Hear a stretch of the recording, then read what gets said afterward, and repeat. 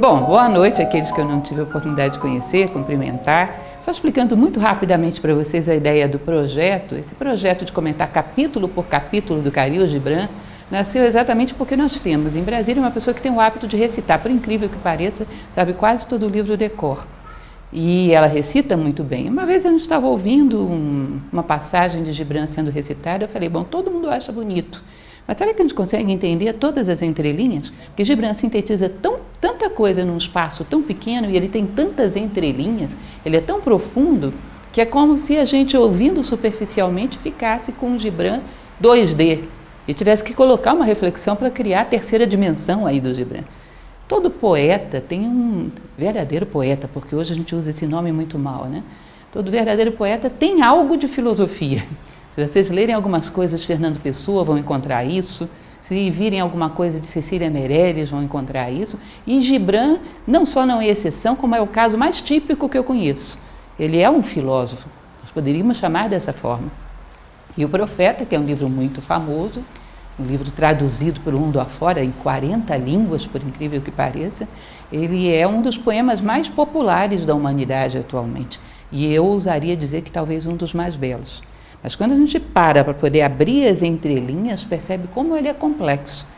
E ouvido assim superficialmente, no calor da emoção de ouvir um poema, às vezes a gente só acha bonito, mas não tem muito tempo para refletir, digerindo pedaço por pedaço.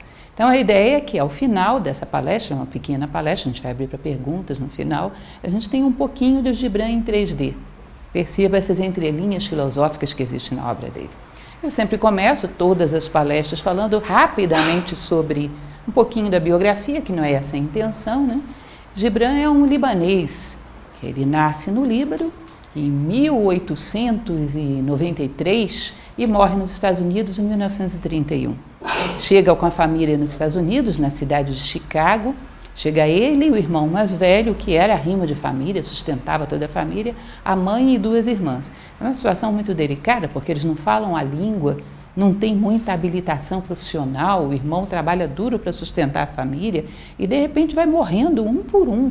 O irmão morre de tuberculose, a irmã mais nova de tuberculose, a mãe morre do coração e fica apenas ele e uma irmã, Mariana, que trabalha como costureira, ajuda a sustentar os dois, e ele um gênio, já tinha uma habilidade muito grande, tanto para escrever quanto para pintar, é um grande pintor também, não sei se sabem disso. Agora, escrever em libanês nos Estados Unidos, e ali aquele talento sem ter muito, até recurso material, talvez ele não tivesse ficado nos Estados Unidos, se ele não encontrasse aí um anjo da guarda, que era uma professora norte-americana, boa noite, uma professora norte-americana que o conheceu aí muito jovem, recém-chegado aos Estados Unidos, poucos anos de residência nos Estados Unidos, e começou a apoiá-lo financeiramente mesmo, ajudou ele praticamente toda a vida.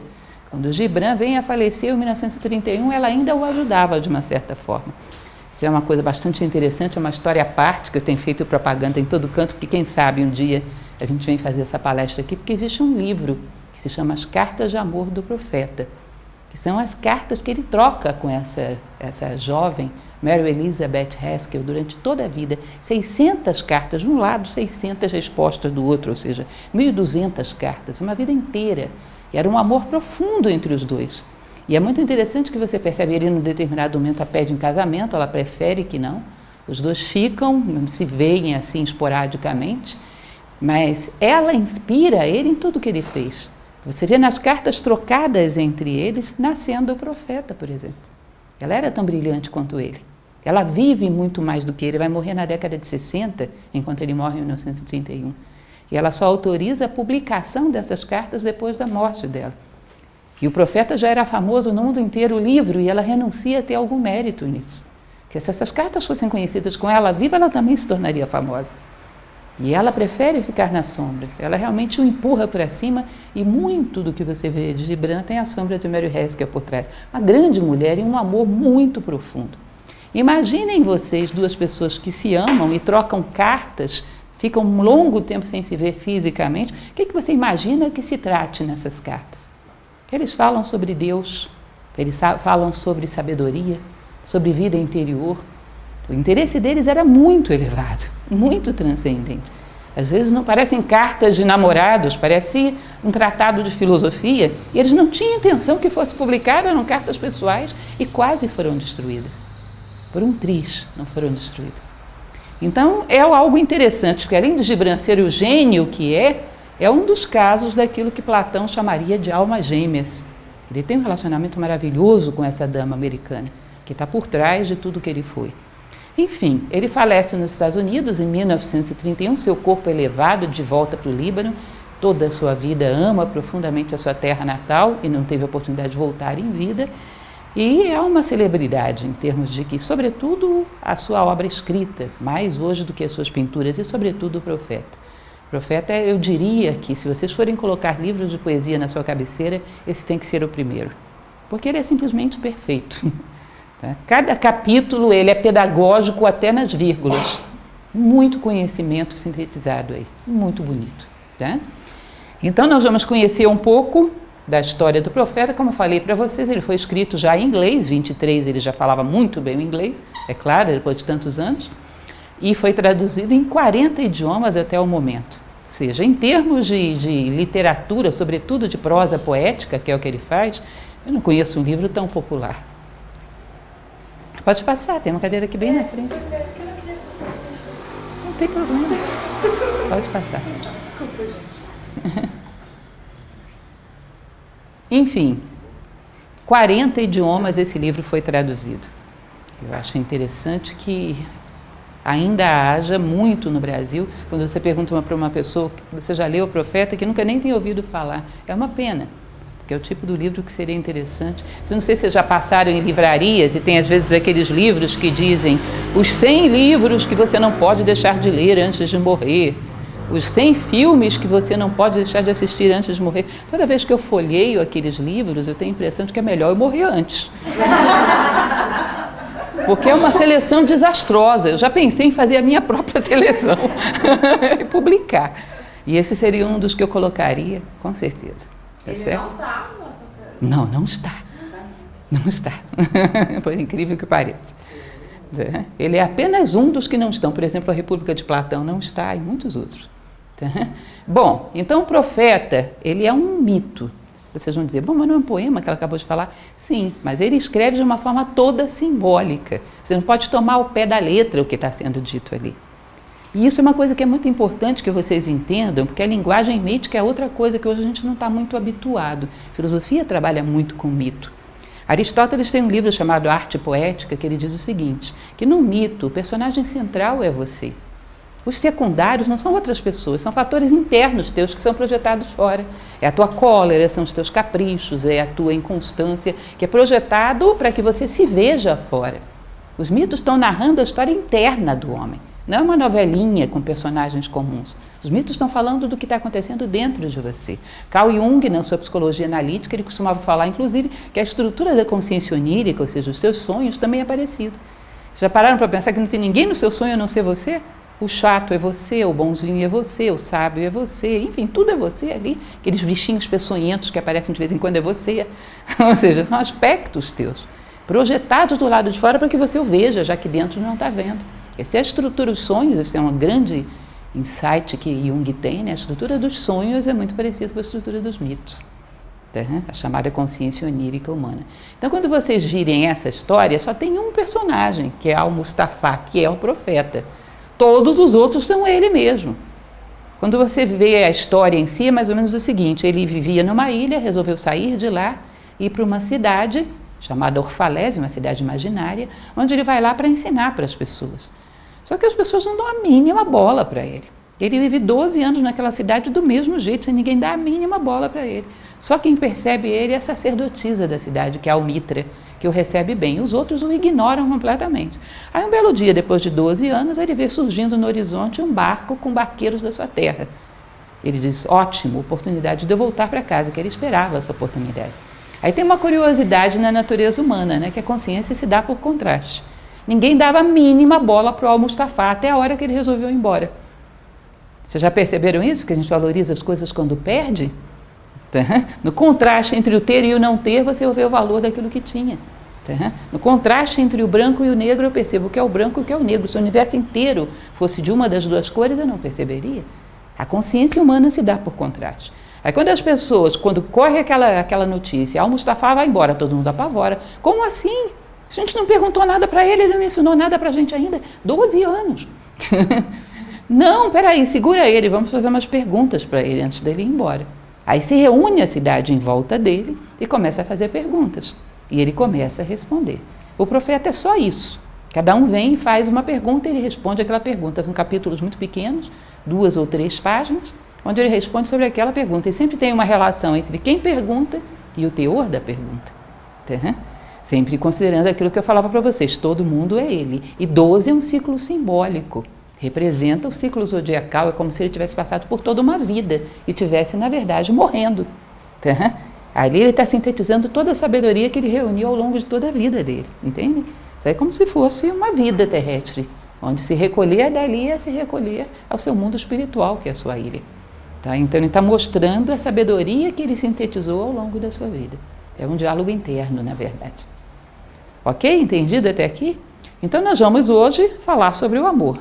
Eu coloquei essa figurinha aqui só porque a consciência se dá por contraste, para gerar um contraste em vocês, porque o que ele vai falar não tem nada a ver com essa figurinha, nem com os coraçõezinhos vermelhinhos, nem com o casalzinho romântico. Porque, em geral, quando a gente fala de amor, a gente tem essa expectativa. Não é que ele negue esse tipo de amor, mas ele vai falar de um amor que primeiro vai lá em cima e depois desce aqui embaixo e provoca esse efeito de união entre os homens. Porque é, em geral, o que os filósofos consideram. Que o primeiro homem tem que elevar a sua capacidade de amar para depois criar vínculos profundos com os demais. Se ele cria relações horizontais com as pessoas, essas relações são muito superficiais, muito passageiras. Se o homem não se eleva, não eleva a sua consciência e não tem profundidade, ele não tem capacidade de amar nem a si mesmo verdadeiramente. Sentimentos verdadeiros e profundos são muito raros. Então, o amor que ele está falando não é esse, não é o do coraçãozinho vermelho, tá? É um amor elevado. É um amor de união do homem com a sua essência, de união do homem com o divino. Certo? Então, essa expectativa do amor romântico não é que ele negue, mas ele vai colocar de uma maneira bem mais profunda. Aliás, tudo, gente, se vocês forem ler o Profeta, essa semana passada mesmo eu falava da liberdade. A expectativa é X, Gibran fala Y. É quase como se ele te alfabetizasse novamente. Você pensa que essa palavra é isso, é aquilo. É muito interessante isso.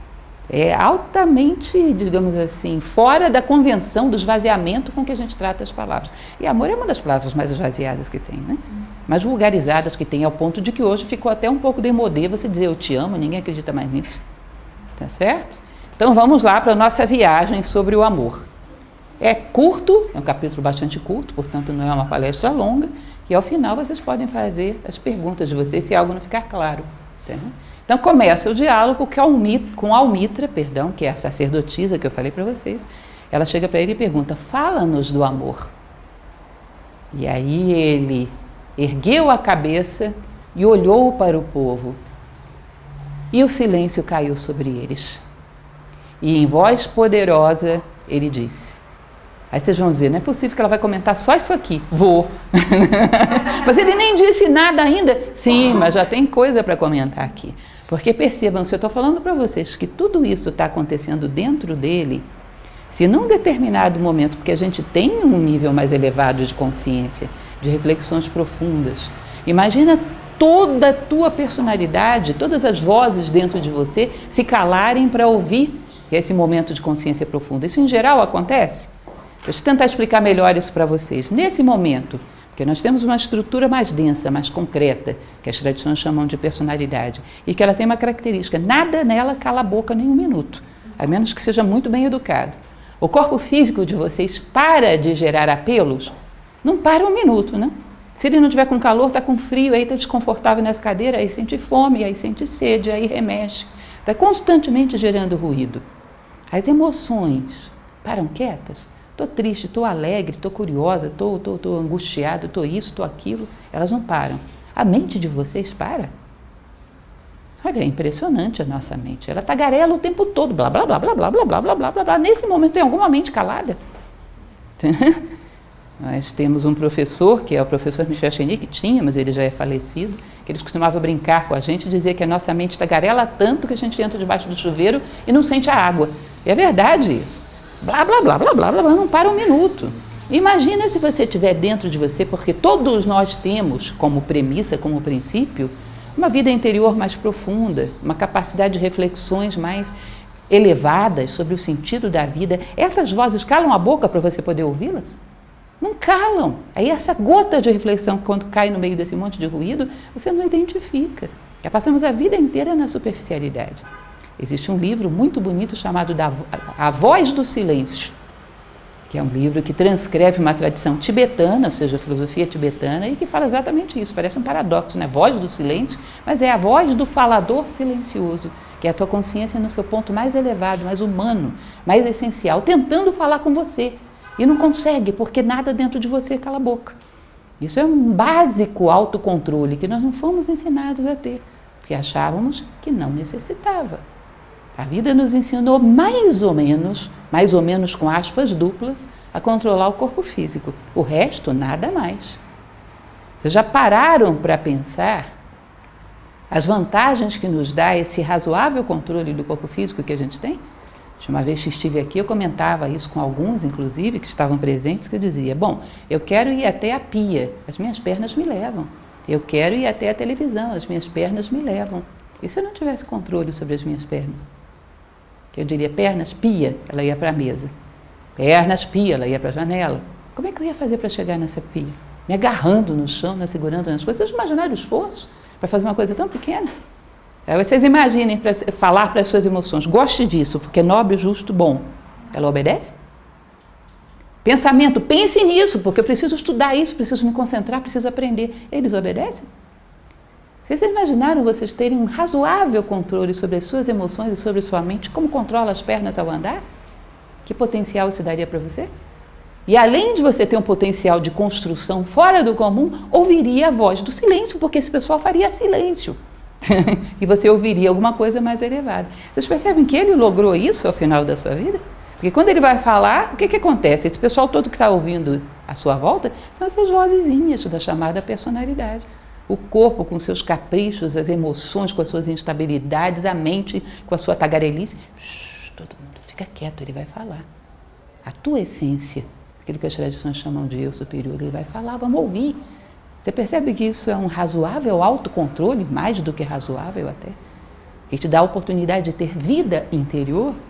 Esse é um cidadão que tem diálogo interno, tem vida interior, tem profundidade, portanto pode desenvolver relações profundas. Já é um bom começo para quem quer amar. Tá? Porque quem é superficial em relação a si mesmo, vocês acham que será profundo em relação a alguém? Tudo nele será superficial. Tá? Então, como eu falei para vocês, esse começo já merece uma reflexãozinha. Aí ele começa. Quando o amor vos chamar, segui-o. Embora os seus caminhos sejam árduos e íngremes. Aí a figura foi muito apropriada. Seus caminhos são árduos e íngremes. Por quê? O amor classicamente é classificado como aquilo, é a busca daquilo que te falta para ser completo como ser humano. Portanto, amar significa ser cada vez mais humano. Platão tem uma frase muito famosa que ele diz o seguinte: a melhor coisa que você pode fazer pelas pessoas que ama é crescer como ser humano. Porque só assim você pode garantir alguma coisa a elas. Entende isso? A melhor coisa não é ficar grudadas nelas, nem dar coisas materiais para elas, é crescer como ser humano. Porque aí você pode garantir alguma coisa a elas. Crescer é vertical, é íngreme, exige esforço. Tá? É árduo, algumas coisas têm que ser deixadas para trás. Não sei se vocês já viram a figura, ali nós temos um Marte ali como estátua, tem inclusive uma estátua que tem Ares, Marte, que é o deus da guerra, junto com a deusa Afrodite ou Vênus, que é a deusa do amor. Vocês não acham que essa relação na mitologia é meio engraçada, não? Amor junto com a guerra? Na prática, dentro de nós, é assim que é. É uma guerra para poder deixarmos coisas para trás e crescermos para poder realmente amar. O amor é resultado da derrota de certas debilidades, certos defeitos e a conquista de territórios novos, de capacidade de fraternidade, de compreensão, de profundidade. Percebem? Amor e guerra andam juntos. Você tem que ter sido vitorioso sobre alguma coisa para se elevar a um novo patamar de generosidade, de fraternidade, de entrega que te permita amar cada vez mais verdadeiramente. Então, algumas coisas vão ficando para trás, é um caminho árduo, íngreme. A gente está acostumado a ver aquele cupido com aquela bochecha cor de rosinha, né, com asinhas, né, com aquela flechinha, que coisa doce e cuticute. E de repente, Gibran traz para a gente um amor que é forte, é exigente, é duro. Ele praticamente te reconstrói, vocês vão ver que ele fala isso. A gente, de novo, pera lá, não estava esperando por isso. Estava esperando uma coisa doce e cândida. Bom, esse não é o Gibran, você está procurando um outro autor qualquer. Não é esse Eros que ele está colocando aqui que você está procurando o Cupido do Dia dos Namorados, não é isso? Com aqueles coraçõezinhos vermelhos. A última vez que eu estive aqui, eu falava para vocês que aquele coraçãozinho vermelho é símbolo, lembram de quê? Da paixão e não do amor. É uma brincadeira que eu sempre faço com o pessoal. Por quê? Sobe e desce, cai e começa tudo de novo, não é assim? Símbolo da paixão. Perfeito para do amor, não. Então, esse amor que o Gibran está falando, ele é duro, é árduo, é íngreme, exige muito de você. E ele vai continuar. Ele assusta realmente aqueles que estão querendo viver o amor. Para quem não está esperando esse tipo de definição. E quando as suas asas vos envolverem, abraçai-o, embora a espada oculta sob as suas asas possa vos ferir. Ou seja, ele vai lapidar você, vai tirar tudo aquilo que sobra, ele vai te colocar cada vez mais leve. O tempo todo ele vai estar falando sobre isso. Ou seja, quando ele te convidar a esse voo ascensional, ele vai exigir de você que você seja mais leve para poder voar junto com ele. Portanto, algumas coisas você vai deixar para trás. É como se você imaginasse que você está subindo uma montanha com uma mochila bem pesada nas costas. E aí eu digo para você, não, deixa esse travesseiro, deixa esse, sei lá, essa coisa que você ia pegar. Não, sem isso eu não subo. Não subo de jeito nenhum. Não, porque isso aí foi fulano que me deu, não abro mão disso. Tá bom, então vamos começar a subir. Depois que você der uma boa subida na montanha, que você olhar e tomar gosto por ver as coisas de cima, por ver o ar mais rarefeito, você vai perceber, bom, eu não preciso tanto assim disso, porque para continuar subindo eu preciso estar mais leve. Então isso pode ficar aqui, não é assim? Você vai esvaziando a mochila quando vai tomando gosto pela subida. O amor é mais ou menos isso, para que você vá mais elevado, tem que ser mais puro. Algumas coisas têm que ficar para trás. Mas adiante ele vai detalhar mais e mais e mais, porque disso se trata, o capítulo inteiro é falando sobre isso. Como o amor é exigente, e vai cada vez mais te desnudar, te purificar, para que você possa voar com ele. Você quer, é isso. Ele não te dá a opção de escolher o destino, a rota é dele. Ou você vai ou você fica. Tá certo? E quando ele falar convosco, acreditai nele. Embora a sua voz possa abalar os vossos sonhos, como o vento do norte devasta o jardim. Eu sempre comento algo muito interessante que casa muito bem com esse trecho lindo de Gibran, que a tradição medieval, os alquimistas medievais, aqueles que a gente achava que ficavam lá naqueles laboratórios tentando transformar chumbo em ouro, na verdade, no fundo, eles queriam transformar o chumbo da ignorância no ouro da sabedoria. E eles tinham todo um simbolismo para tratar disso, que era a obra em negro, a obra em branco e a obra em vermelho. A obra em negro, a constatação, descer aos infernos, ver a si próprio. A obra em branco, a purificação. E a obra em vermelho, a ascensão. E isso aqui é bem obra em negro. Ou seja, o amor vai fazer com que vente tudo aquilo que é artificial, que está aderido a você, aquilo que não é você, vai ao chão. Porque ele quer você, ele não quer suas fantasias, ele não quer suas máscaras. E às vezes é muito duro, então você tem que constatar o que realmente você é. Essa etimologia, nós vamos ver isso também mais adiante, da palavra inteligência. Vocês sabiam de onde vem a inteligência? Intelegere, escolher dentre. Escolher dentre as coisas que não são aquilo que é. E, sobretudo, escolher dentre aquilo que você não é, quem é realmente você. Achar-se no meio de todas as máscaras. Encontrar você mesmo. O amor vai exigir isso. E isso é duro, porque nós estamos muito identificados com fantasias. Aliás, vou contar uma coisa para vocês não me espalhem. Em geral, nós acreditamos mais nas nossas máscaras do que os outros. As pessoas fingem acreditar nas nossas máscaras, às vezes, para nos manipular. Mas veem, às vezes, que são máscaras. Às vezes, uma criança vê que a gente está simulando. Nunca perceberam isso? Nos outros, vocês não percebem isso? A pessoa se acha alguma coisa e você sabe que ela não é. Para poder se relacionar bem com ela, faz de conta que acredita. Não é isso? Não é assim? Quantas vezes? Mas você sabe que não é, você percebe a distância entre a máscara e a realidade. Ela não vê. Ela não vê. Eu costumava brincar, dizer que até o porteiro do nosso prédio às vezes não conhece melhor do que nós mesmos. Um dia desses, um aluno meu veio brincar comigo e disse que ele já tinha encontrado a chave para o autoconhecimento. Ele ia se disfarçar de outra pessoa e ia conversar com o porteiro do prédio dele. Porque realmente vai ser engraçado. Então o amor vai exigir que você queira se ver. Saiba quem você é. E a partir disso comece a construir aquilo que você quer ser. Eu quero ser uma pessoa que realmente ama. Gente, isso não é brincadeira. Uma gota, isso diz a tradição budista, uma gota do verdadeiro amor justifica uma existência humana. É um laço tão profundo entre os seres humanos que é como se fosse a recuperação da unidade na multiplicidade. A maior parte das coisas que a gente tem são emoções. São laços muito tênues. O verdadeiro amor, dizem vários, o próprio Platão fala sobre isso, ou é eterno ou não é amor. Há laços muito profundos. Vocês percebem que isso é muito exigente? Não vai exigir que você constate onde você está e queira muito chegar ao verdadeiro amor, porque essa é a equação da identidade. Entendem? O que você tem que fazer para chegar a algum lugar? Saber onde você quer chegar é evidente e onde você está no momento. Me perdi aqui em Águas Claras, isso é só hipótese, tá, Carla? Isso nunca aconteceu. Me perdi aqui em Águas Claras, eu ligo para a Carlinha. Carlinha, eu estou perdida, ela vai estranhar muito, porque ela sabe que sou muito bem orientada. O que ela vai perguntar para mim, para poder me ajudar a chegar aqui? Onde você está? Onde você está? Eu digo, não sei, como é que ela vai me ajudar? O que eu tenho que saber para chegar aqui? Aonde eu quero chegar e aonde eu estou, percebem? E então o amor venta. Venta para que caiam as tuas máscaras e você saiba onde você está. Já que você quer ir com ele, a primeira coisa você tem que saber onde você está. E ele vai ventar e vai derrubar todas as tuas máscaras, todos os teus disfarces. E venta forte. Que nem aquele tornado que a gente teve aqui, venta forte. Arranca todas as nossas máscaras.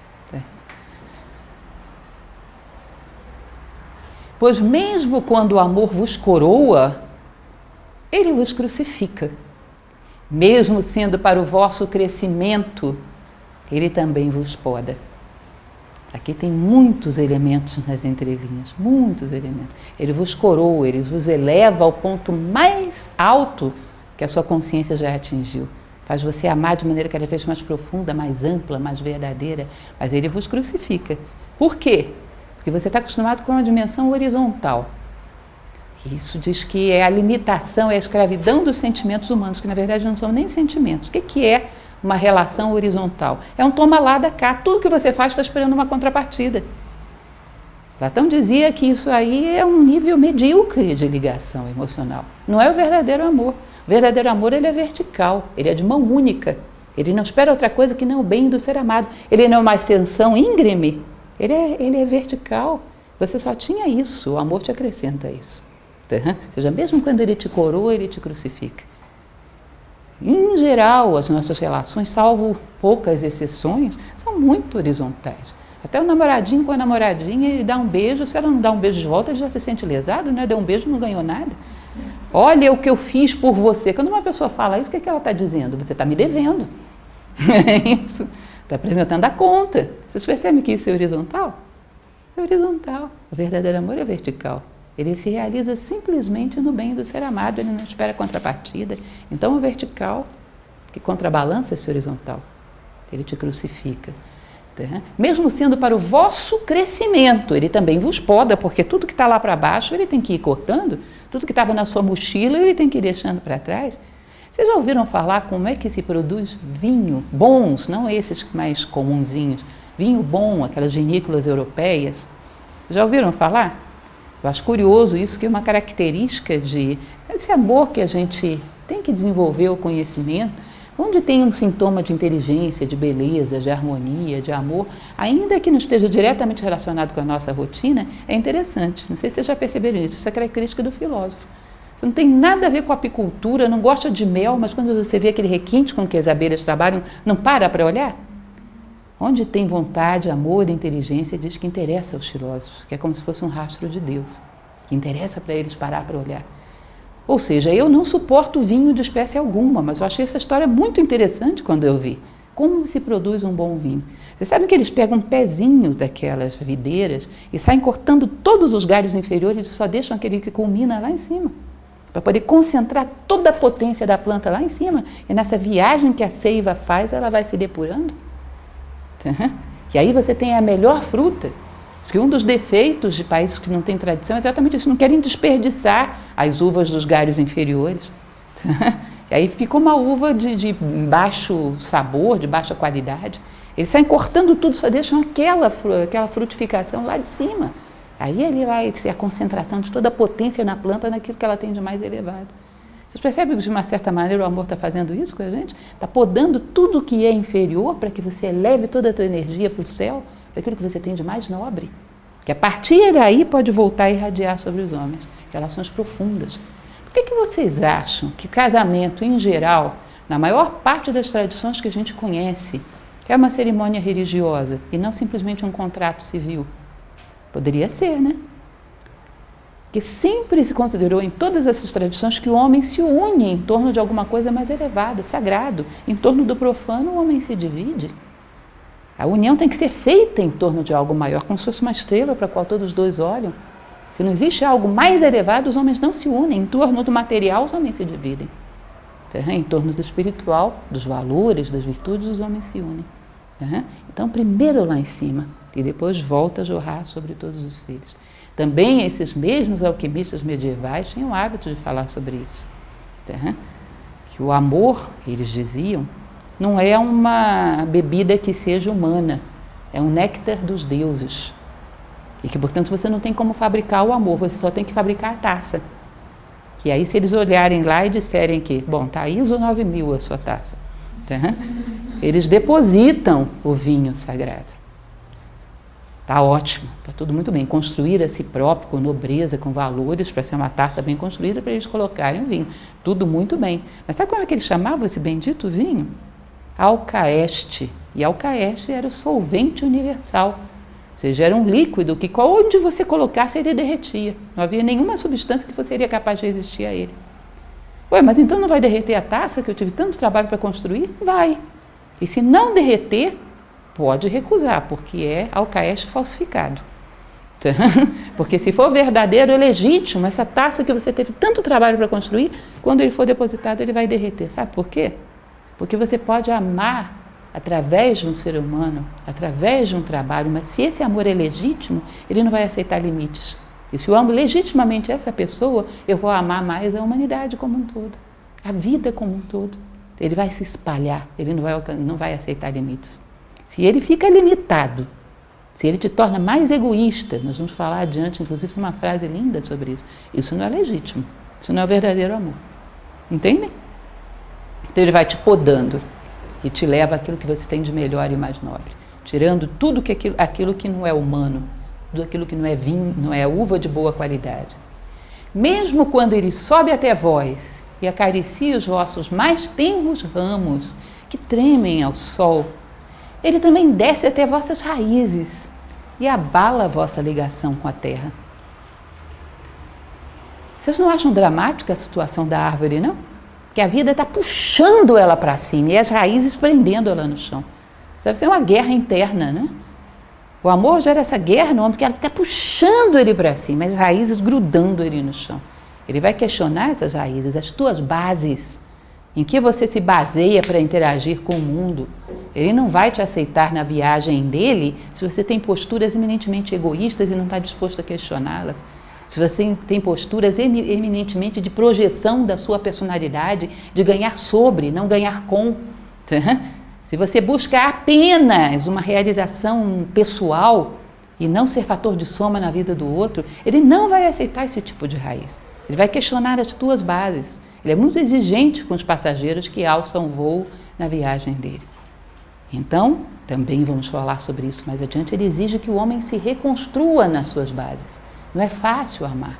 Exige uma base moral, uma base de maturidade, uma base humana muito sólida. Então ele vai começar a questionar todas as suas raízes, a interface que você faz com o mundo, a postura que você tem diante da vida, de si mesmo, dos demais, os princípios nos quais você norteia a tua vida. Se você realmente quer amar, vai ter que revisá-los. Na verdade, deixa eu contar uma coisa para vocês, vai ter que revisar tudo. Uma das coisas que o amor exige é que você reconstrua a si próprio em outras bases. É quase como um renascimento, em outras bases, em outro patamar. Vocês percebem que o crescimento é exatamente isso, nascer num outro patamar, como uma escada. Tá? Então, uma das coisas que ele vai fazer é questionar tuas raízes, abalar a tua ligação com a terra. E mais forte ainda, olha o que ele vai dizer. Como feixes de trigo, ele vos junta a si próprio. Ele vos ceifa para desnudar-vos. Ele vos peneira para vos libertar das impurezas. Ele vos moe até ficardes brancos. Muito bonito, né? Deixa eu só passar a outra página para ficar completo esse pensamento. Ele vos amassa até vos tornardes moldáveis. E depois entrega-vos ao seu fogo sagrado, para que vos torneis pão sagrado para a sagrada festa de Deus. Que lindo, né? Que coisa inspirada, mas significa o quê? Significa o quê? Como feixes de trigo, ele vos junta a si próprio. A primeira coisa que o amor exige é unidade. É superação daquilo que aquela tradição tibetana que eu falava para vocês ainda há pouco chama da heresia da separatividade, que é o egoísmo em bom português. É acharmos que a realização é sobre os outros e não junto. É não buscarmos a unidade como finalidade de vida. A primeira coisa que ele vai fazer é juntar você a ele, você ao divino, porque o amor é um ser divino. Fazer com que você descubra o sentimento de unidade. Depois ele vai fazer o que com você? Vos ceifa para desnudar-vos. Já vimos isso, vai tirar todas as suas cascas, todas as suas máscaras, vai deixar você puro. Vos peneira para os libertar das impurezas. Lembra da inteligência? Intelegere. Vai tirar tudo que não é você. Vai deixar apenas você cada vez mais puro, mais desnudo. Vos moe até ficardes brancos, ou seja, purifica. Exatamente aquilo que vem depois da obra em negro quer ver. É purificar, é tirar você do meio de todas aquelas impurezas. Tá? O que mais que ele vai fazer contigo? Vos amassa até vos tornardes moldáveis. Vai exigir de você uma flexibilidade para se reconstruir em outra forma. Entendem isso? Não ter apego àquela forma que a gente costuma ver no espelho, aos nossos hábitos, aos nossos vícios, a nossa forma de interagir com a vida. Estar disposto a reconstruir a si próprio, ser arquiteto do seu próprio destino. Eu costumo brincar com os meus alunos que a nossa sociedade atual é viciada em Síndrome de Gabriela, Cravo e Canela. Vocês conhecem a musiquinha? Eu nasci assim, eu cresci assim, sou mesmo assim, você sempre assim. Não vai dar. O amor não vai carregar Gabriela, Cravo e Canela. Porque exige que você se desidentifique com essas cascas que hoje você vê no espelho. Você não é isso. Você é aquele destino ao qual você almeja e vê lá no horizonte. Contava para aqueles que estavam aqui na última ocasião que eu vim, que tem uma passagem do livro dos mortos egípcio. Pense num livro complicado. Esse livro tem uma passagem que diz o seguinte: ó discípulo, teu nome interno está no horizonte. Eu achava esse tipo da coisa enigmática. O professor olha no horizonte e não vê nada escrito. Como assim teu nome interno está no horizonte? Teu nome interno está na tua meta, lá no alto. Aquilo é você. Isso é o que você está, não é o que você é. Os teus sonhos mais ousados, mais nobres, isso é você.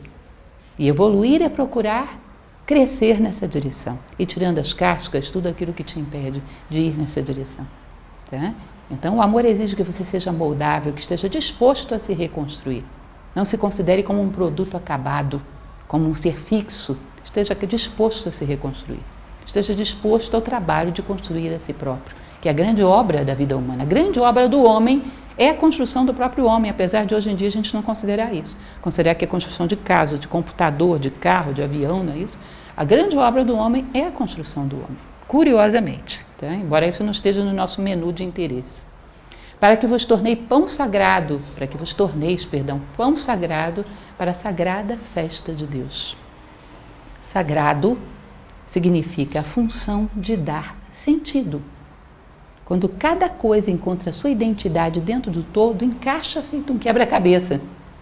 E aí é como se fosse a grande festa de Deus, onde cada coisa desempenha o papel que lhe corresponde. Entendem isso? As plantas, quando florescem na primavera, são sagradas, fazem exatamente o que a natureza espera de uma planta. Tá? Os animais, quando buscam sobreviver, procriar, são sagrados, fazem exatamente o que se espera de um animal. O sol quando nasce, quando se põe, isso é uma frase antiga, muito bonita. O sol ao nascer e ao se pôr, e as flores desabrochando na primavera são belas. Um homem, quando se torna humano, ele também é sagrado e é tão belo quanto uma flor que desabrocha na primavera e o sol que nasce e se põe. Porque é um ser que encontrou o seu lugar dentro da festa sagrada de Deus. Encontrou a sua identidade. E quando você encontra a sua identidade, tudo encaixa. É o grande quebra-cabeça de Deus, a unidade. Tudo se harmoniza. Tá? Nós falamos muito, e eu não acho injusto nem errado, acho que está certo, nos preocuparmos com os animais que estamos extinguindo pela nossa posição predatória em relação à natureza. Acho justo nos preocuparmos com isso. Mas o que a gente não percebe é que o ser em maior perigo de extinção que tem é o ser humano. E é essa extinção que está provocando todas as outras extinções. Percebe? Ser humano, na pura condição humana, com valores, com virtudes, com sabedoria, vocês acham que tem muito? Vocês acham que se tivesse, teria algum animal em perigo de extinção? Vocês percebem que a causa está aí? A causa está aí. Somos um animal, um ser, perdão, não um animal, um ser em seríssimo perigo de extinção. Como seres humanos, propriamente dito. Todas essas coisas vos fará o amor, até que conheçais os segredos do vosso coração, e com esse conhecimento vos torneis um fragmento do coração da vida. Falávamos ainda um pouco sobre isso, né? Uma pecinha do quebra-cabeça. E mais ainda do que isso. Gibran, vocês lembrem, vem do Líbano, está inserido dentro de uma tradição de Oriente Médio, que está muito relacionado com a tradição filosófica oriental e ocidental. Ele é um filósofo. E o que ele está falando aí é muito profundo. Toda vez que eu venho aqui eu conto essa mesma historinha. É uma das mais contadas em todas as minhas palestras e vai continuar sendo, porque ela é muito útil. Então aqueles que já conhecem me perdoem contar mais uma vez. Uma história indiana, muito bonita, que fala a respeito da evolução de um ser humano comparando com a pérolazinha de um colar.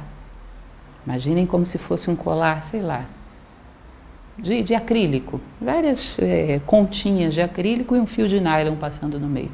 Vocês conseguem imaginar cada uma dessas pedrinhas, dessas continhas de colar, como se fosse um ser consciente e inteligente, imaginar a história dela? Imaginem o seguinte, como é que começa a história da pérolazinha? A princípio ela só olha para fora, para a sua superfície, e fica competindo com as outras, né? Olha como eu sou a mais brilhante e redondinha desse colar, eu sou o máximo. Todo mundo só olha para mim nesse colar. E fica muito tempo nessa brincadeira. Até que em um determinado momento ela esgota, ela acha isso cansativo. E começa a ter necessidade de se conhecer mais profundamente. Mas acontece que a consciência dela só está acostumada a reconhecer aquilo que ela é superficialmente, ou seja, acrílico, né? Quando ela olha para dentro, o que passa lá dentro não é acrílico, então ela não vê nada. Ela se sente vazia, sente aquele vazio interior, aquela angústia e começa a buscar. E busca. Um dia, depois de tanto buscar, ela vai depurar a vista. Por querer ver, ela vai acabar vendo. E vai reconhecer aquele pedacinho de nylon que passa dentro dela. Ela vai dizer, encontrei minha essência, olha só. Isso é minha essência, é isso que eu sou. Aí vai olhar para as outras pérolazinhas e vai dizer, todas elas devem ser assim também, vivem em função da aparência, mas têm uma essência que precisam encontrar. E vai se sentir muito realizada com isso. Mas isso é o fim da história da pérolazinha? Não. Sabe quando é que é o fim? Quando ela descobrir que aquele pedacinho de fio que passa dentro dela e que passa por dentro de todas as outras pérolazinhas, são muitos? Não, é um só. É um fio só, que passa por dentro de todas as pérolas do universo. A essência dos seres é una. Vocês imaginam isso? E aí, num determinado momento, o amor vai te levar e ele tem endereço certo. É aí que ele quer te levar. A perceber a tua essência e perceber a unidade. Vocês acham que depois, voltando a consciência para cá, teria espaço para egoísmo, para separatividade, para violência, uma vez tendo visto isso? Isso é resultado da ignorância e do egoísmo. O amor quer te levar aí, para ver e constatar isso. E depois ele te deixa descer ao mundo para dar a boa nova, para tentar passar a boa nova, mas ele quer te levar aí. Percebem? Vos torneis, até que conheçais os segredos do vosso coração, e com esse conhecimento vos torneis um fragmento do coração da vida. O que vocês acham que ele está querendo dizer? É só jogo de palavras, é figura de linguagem? Não é. É algo muito profundo e filosófico que está por trás disso. Tá? Mas, se por medo procurardes só a paz do amor e o prazer do amor, então é melhor que oculteis a vossa nudez e vos afasteis do amor para um mundo sem estações, onde rireis, mas não com todo o vosso riso, e chorareis, mas não com todas as vossas lágrimas. Percebe? É melhor que você ponha uma máscara, oculte a sua pureza, a sua nudez e vá viver meio amor. Sabe por quê? Você quer o amor como entretenimento e não como aperfeiçoamento. Quem pode dizer de sã consciência que prefere o crescimento do que a comodidade? Se você só quer a comodidade e o entretenimento do amor, você vai ter meio amor, meia vida e vai ser um meio ser humano. Vai recusar aquilo que de mais nobre ele tem para te dar, podendo ter tanto que é só a casca. Só aquele sabor superficial da casca. Podendo levantar voo com ele, prefere caminhar pela terra e pegar os seus restos que caem sobre a terra. Amor não é entretenimento, amor é aperfeiçoamento, embora ele também traga prazer. Mas isso não é o eixo, o coração do amor. O amor tem como coração a construção do teu próprio coração. A construção de você como ser humano.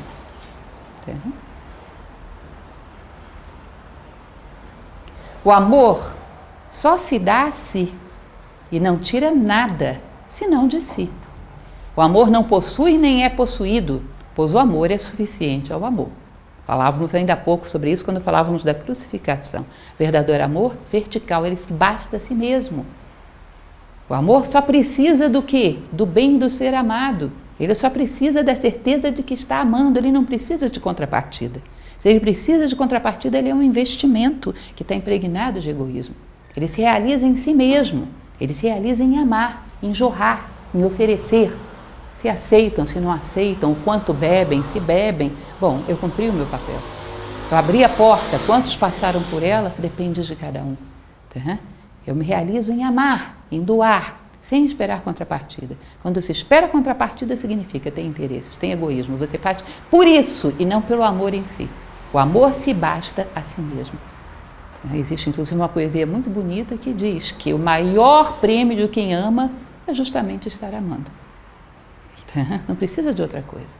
Ele se basta e se completa em si mesmo. Quando amardes, não deveis dizer Deus está no meu coração, mas antes, eu estou no coração de Deus. E não penseis que podeis alterar o rumo do amor, pois o amor, se vos achar dignos, dirigirá o vosso curso. Ou seja, você não pode entrar no veículo e dizer para tal lugar. Não, ele só vai para um lugar. Essa primeira parte da frase é muito bonita, ou seja, Deus está no meu coração. Então Deus é um utilitário que veio aqui para me atender. Não, o centro é Deus e eu sirvo a isso. Platão ele vai dizer que é a linha divisória do amor humano. Complexo isso, e daria uma palestra só isso. Quando você para de olhar para as coisas e diz, para que isso me serve? Quando você passa a olhar para as coisas e diz, como eu posso servir a isso? O centro é a lei do universo, é a justiça, é o bem, e você se coloca a serviço disso. Senão você está contaminado pelo egoísmo, que você vai ter não vai ser verdadeiro amor, vai ser utilitarismo, interesse, carência, um monte de coisa. Tá? Mas o verdadeiro amor é muito exigente. Ele não vai servir a projeção e ao teatrinho da sua personalidade, que quer ser a continha mais redondinha desse colar. O amor tem mais o que fazer. Ele trabalha para o fio. E não para a projeção de uma continha em particular. Não tem interesse nisso. Para quê? Quem se beneficia com isso? Nem você. Nem você. Aliás, você é o maior prejudicado. E não penseis que podeis alterar o rumo do amor. Lembram que eu falava para vocês? Daquela frase que eu prometi ainda há pouco? Quando a gente falava a respeito do cálice que se dissolve? Tem um pensador romano chamado Cícero que ele diz o seguinte: se amas e te tornas mais altruísta, mais nobre, mais bondoso, mais voltado sobre a dor da humanidade, realmente amas. Se amas e te tornas mais egoísta, mais isolado, mais voltado apenas para os teus interesses, não amas. E nem ama ninguém que assim o faça.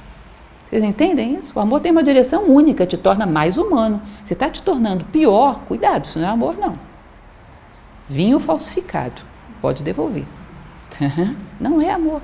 Pelas vossas obras vos conhecerei.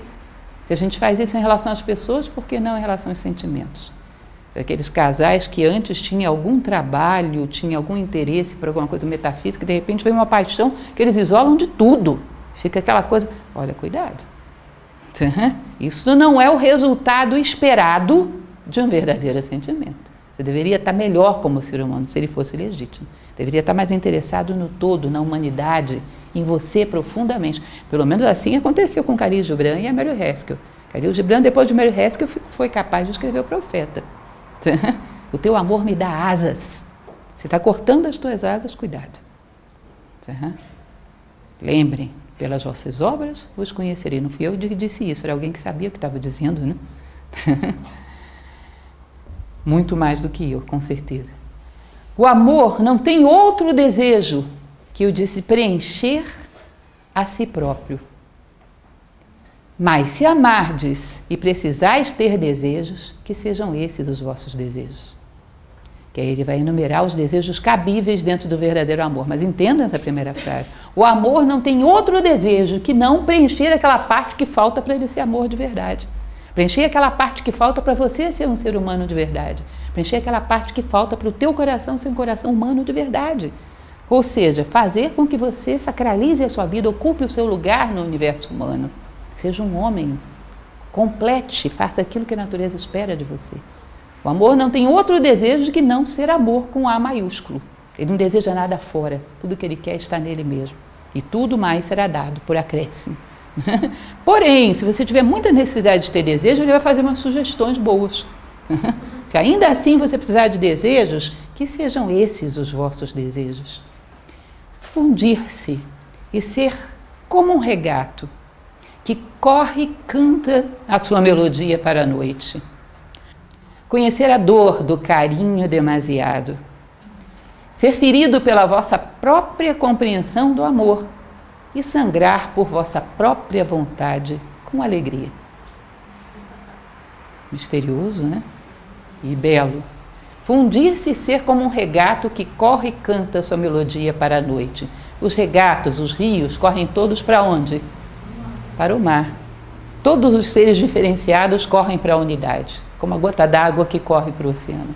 Agora, ele corre com toda boa vontade, mas ele não sabe ainda muito bem, ele não visualiza claramente para um regato, para um riacho. É difícil visualizar o que é o oceano.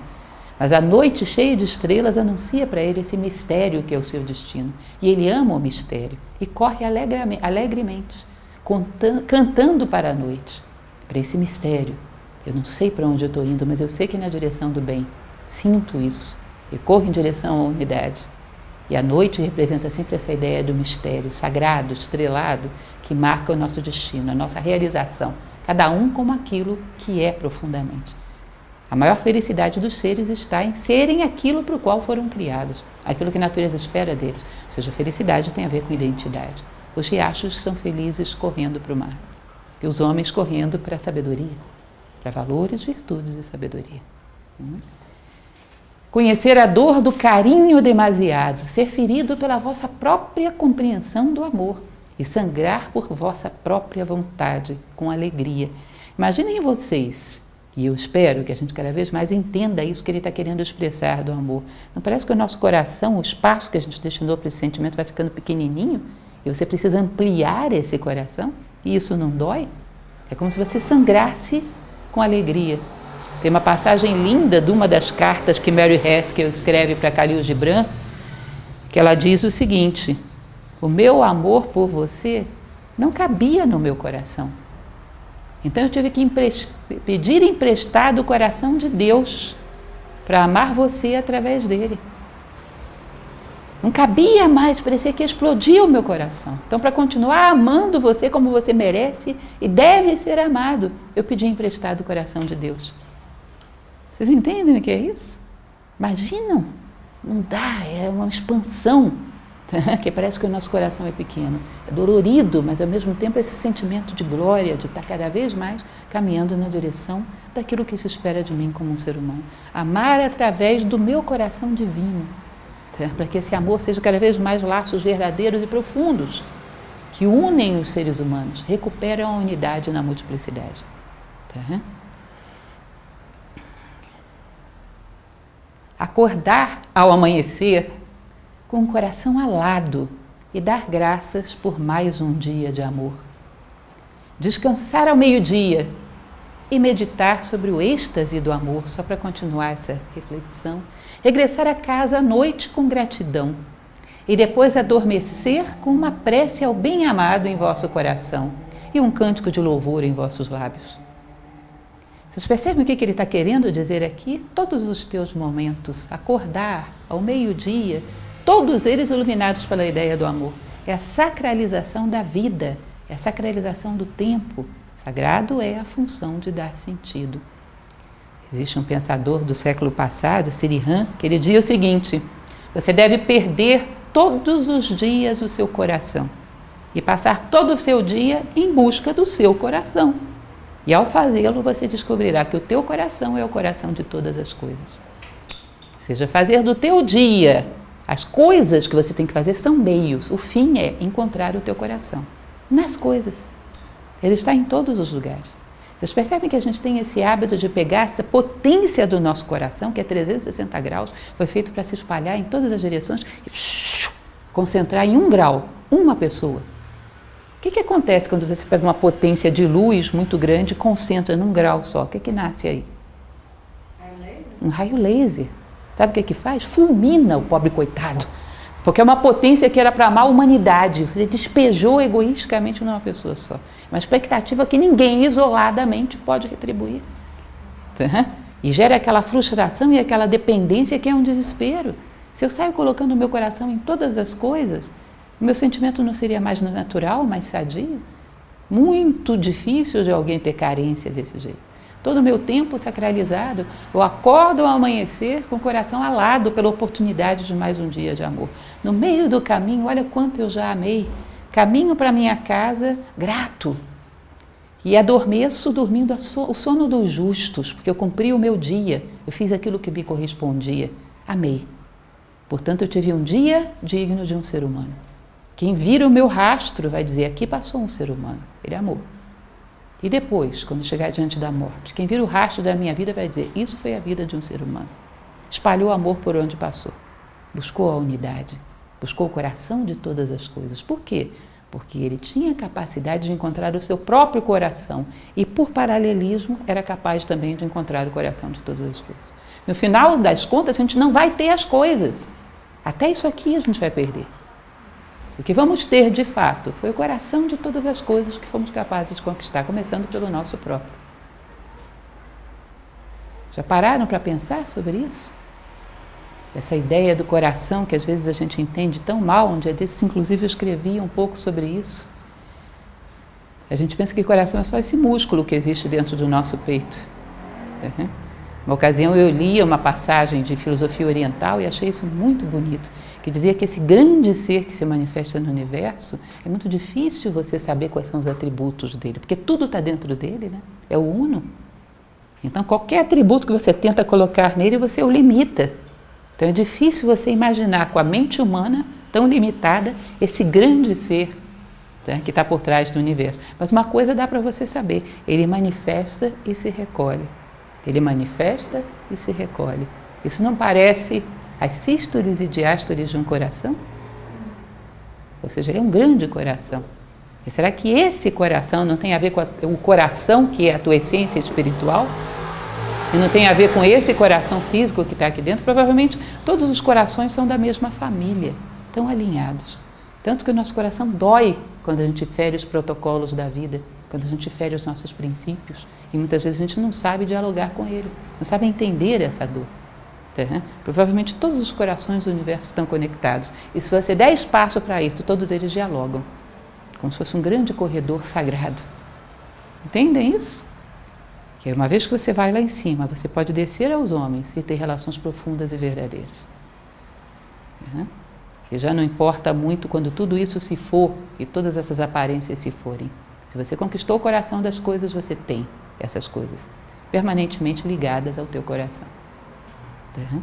E é essa ideia do amor que ele quer passar. Ou seja, não tem muito a ver com o coraçãozinho vermelhinho, nem o amor romântico dos nossos dias. Mas percebem que engloba tudo? Engloba tudo, profundo, né? Um amor verdadeiramente humano. É isso que Gibran propõe. Como eu falei para vocês, todos os capítulos do profeta são uma alfabetização numa linguagem filosófica, porque nada é o que você espera. Né? E é uma viagem que ele nos convida. Um livro fininho, ele nos convida, na verdade, para uma viagem apaixonante, a viagem da consciência humana, no processo de autoconhecimento que é a essência da vida, ou deveria ser. Repito para vocês, a obra principal e fundamental do homem é a construção de si próprio, e isso é um manual de instruções, muito bom, muito filosófico, porque filosofia é isso. Tá? Como Carla dizia de início, a filosofia é a arte de amar a sabedoria e descobrir meios que nos foram deixados na história para poder conquistá-la. Filosofia sempre foi, em essência, isso. A arte de viver como seres humanos. E como ela dizia, essa é uma pequena amostra daquilo que a gente propõe como aprendizado. A alfabetização da arte de viver como seres humanos. Bom, e é isso. Eu